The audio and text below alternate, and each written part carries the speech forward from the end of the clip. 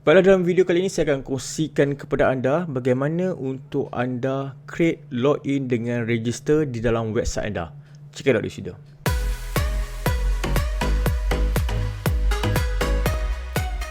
Okay, Assalamualaikum dan salam sejahtera. Bertemu kita saya dalam tips dari perkongsian internet marketing terkini bersama saya Fairuz Razak. Dan jika anda baru first time berada pada channel saya ini, pastikan anda tekan butang subscribe dan butang bell di bahagian bawah ini untuk melihat banyak lagi tips-tips berkaitan dengan pemasaran online.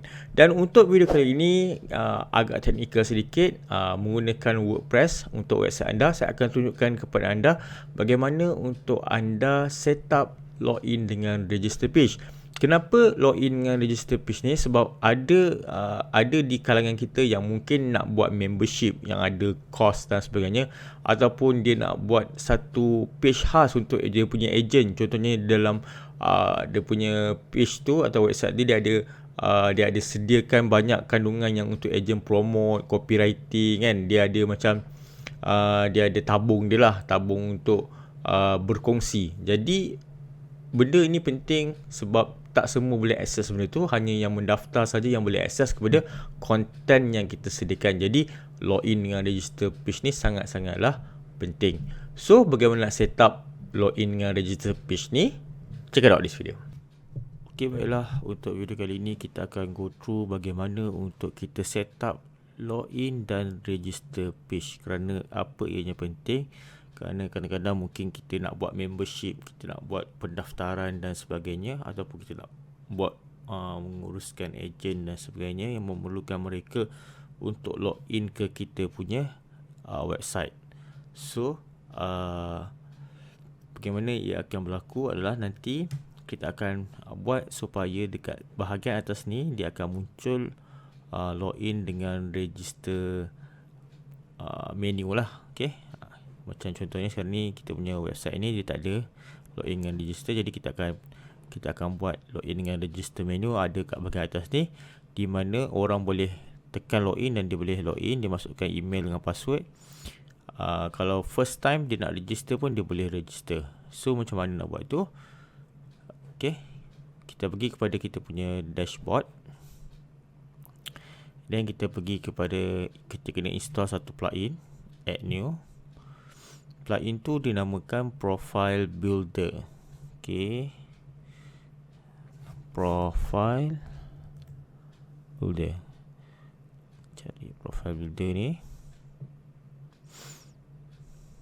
Okay, and then click install now.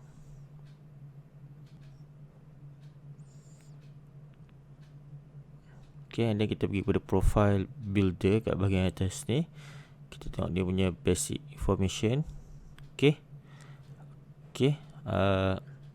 So first sekali kita kena pergi kepada create form page. Kita create ni.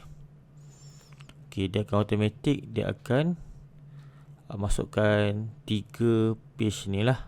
Okay, 3 page ni. Okay,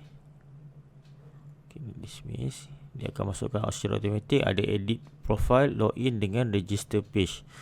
So sekarang kita pergi kepada kita punya Profile Builder, bahagian setting. Okay, boleh abaikan. Okay, load Profile Builder own CSS file in the front end. Okay, kita tak nak ni sebab kita nak customize nanti kita punya ni. Okay, yang lain semua kita no. Okay, allow user to log in with username and email.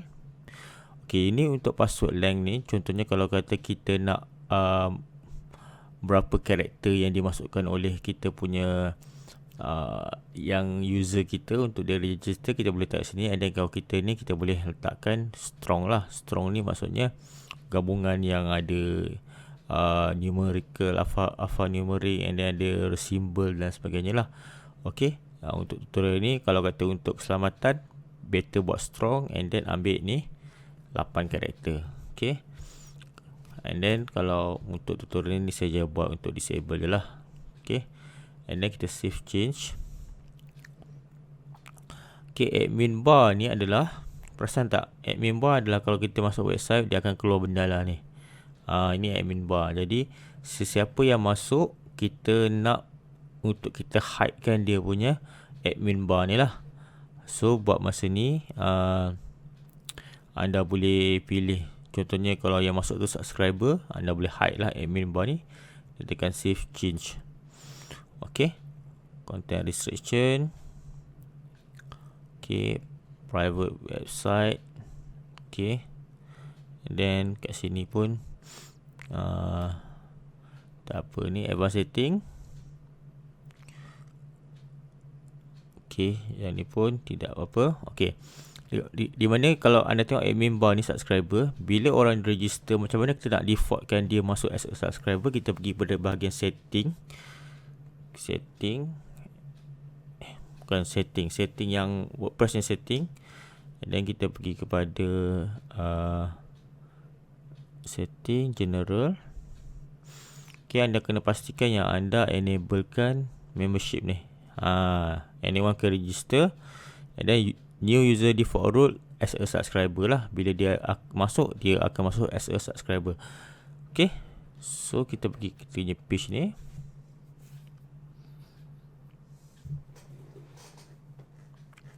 Okay, sekarang kalau kita pergi kita punya page ni, dia tak ada lagi dia punya menu ni.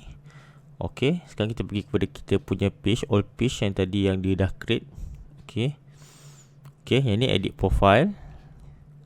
Ni login page. Ni login yang Elementor. Ni bukan. Ni login page yang di-create oleh plugin tadi tu. Okay, dengan register page. Okay, sekarang ni kalau kita view. Okay, memang dah ada login lah. Okay, saya kena view dekat dalam incognito baru dia nampak. Sebab sekarang ni saya tengah login, jadi tak nampak lah. Saya pergi sini, saya pergi klik pada login. Okay, secara automatik dia dah ada. Open link in incognito window. Okay. Okay. Jadi bila dia pergi ke login, dia akan disuruh masukkan username dengan password kat sini lah. Ni secara default dia akan menggunakan yang ni, tapi tak berapa cantik sangat. So macam nak cantikkan sedikit, kita pergi kepada edit.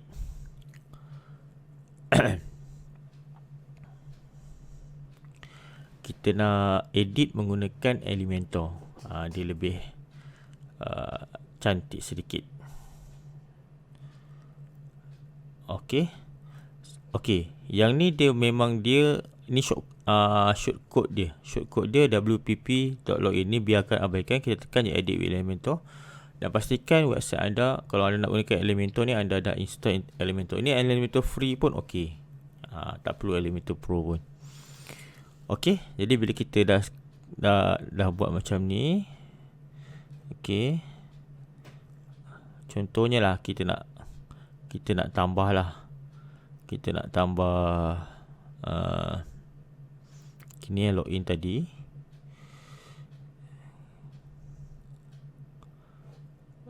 Okay, yang ni dia punya shortcode lah. Shortcode dia kita tak perlu nak usi apa. Contohnya kita nak tambah gambar. Mungkin gambar ataupun instruction kat bawah ni. Kita boleh letak. Ataupun logo lah. Logo kita punya business kan.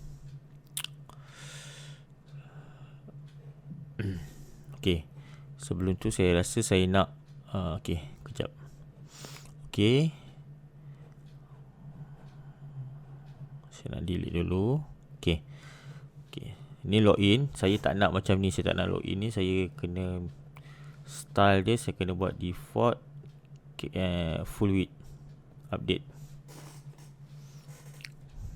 Okay, so bila kita full width, apa yang akan berlaku? Kita tengok kat kita punya fish tadi. Okay, kita refresh. Dia akan menjadi macam ni. Yang ni adalah shortcode tadilah. Shortcode ni. So kalau kita nak customizekan sedikit dan nampak lagi cantik, mungkin kita boleh letak gambar sikit sini. Okay, gambar logo kita lah. Logo organic ni, organic store, set media. Okay, yang WP login ni kan, kita tarik dia masuk kat bawah ni. Okay, right. So nanti dia akan berada pada bawah ni lah. Okay, dan saya mungkin saya nak Saya nak kecilkan sedikit. Nak kecilkan ni. Contohnya saya nak kecilkan sedikit. Saya pergi ke sini. Content width ni saya masukkan ke sini.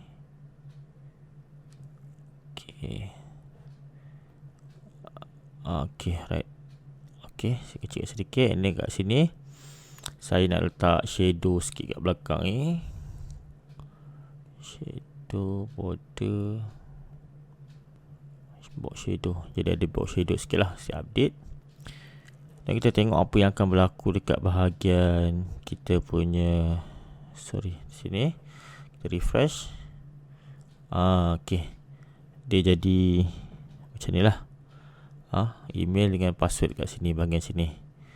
So kita adjust. Dia ada sikit padding atas ni. Kita boleh adjust padding untuk atas dengan bawah ni. So padding, okay, tak terlampau ni sangat. Margin dia, update. Kita pergi ke bahagian kita punya ni. Dan tekan refresh. Okay, nampak lagi okey sikit lah. Okay, organic store. Yang ni kat sebahagian sini. Okay, ini kita dah settle untuk login page. Tapi untuk register page kita kena ada juga kan. Sebab macam ni untuk orang yang dah register. Tapi macam ni kalau orang tu belum register lagi. So macam mana nak register lah. Kita pergi ke bahagian sini. Kita pergi keluar. Okay, sebelum saya keluar, okay, kalau nak cepat, saya edit Elementor. Okay, apa yang akan berlaku adalah, okay, saya nak pergi sini kan, edit section ni. Saya right click, saya nak copy. Dan saya keluar. Nanti saya akan paste saja. Jadi dia akan lebih mudah lah. Okay, ni login. Tadi kita pergi kepada satu lagi, nama dia register page. Kita edit. So edit with Elementor. Okay, tapi sebelum tu kita tukar dia punya template lah. Template kita ambil Elementor full width. Kita update. Edit.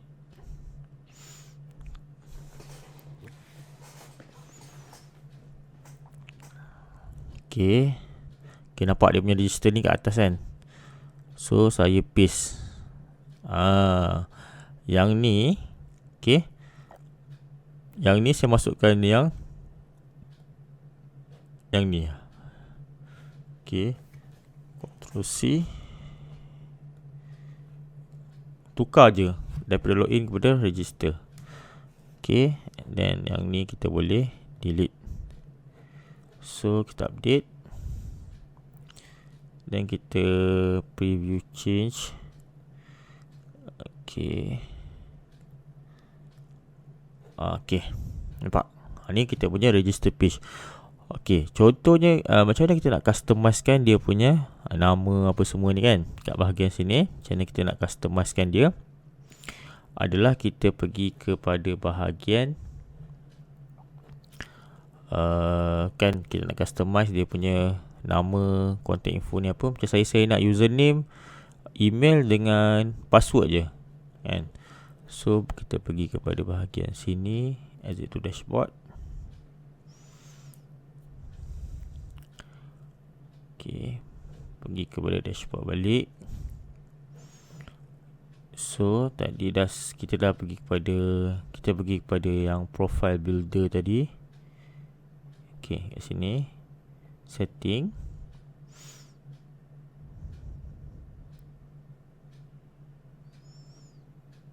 Okay, right. So kita pergi kepada kita pergi kepada form fill. Silap. Okay, yang ni dia punya default dia lah. Okay, contohnya yang tadi kita nampak kan, ada name kan. Saya tak nak name ni, saya delete. Okay, and then username kena ada. First name ni pun saya tak nak. Last name, kalau anda nak, contohnya anda nak nama dia kan.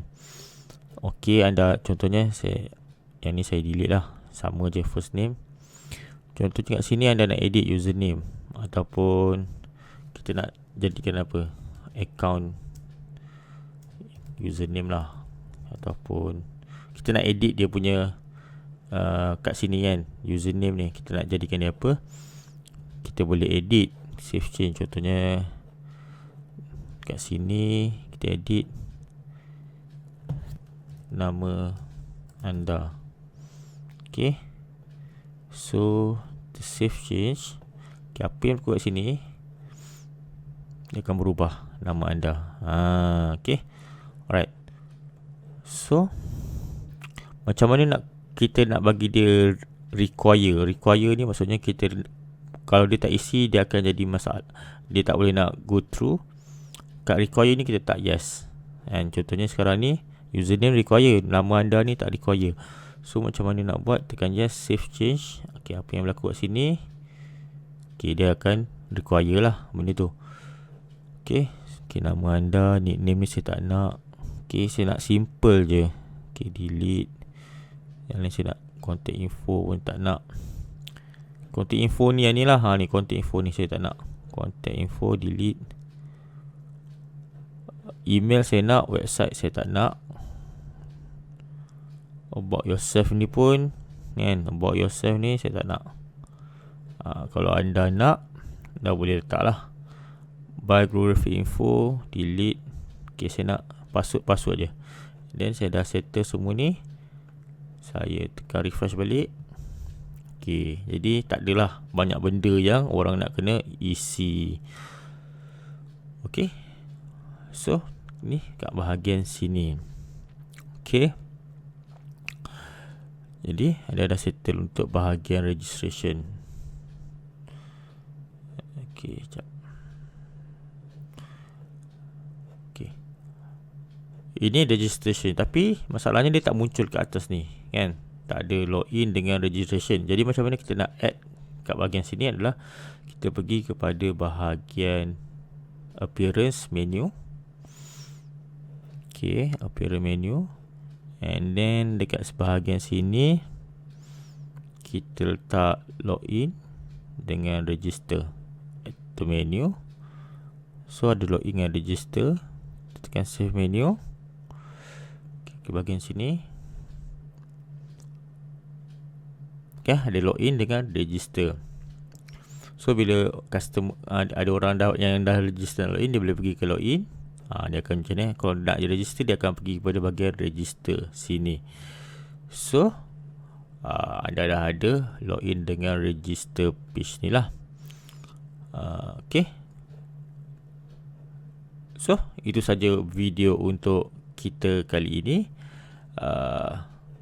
berkaitan dengan login dengan register page.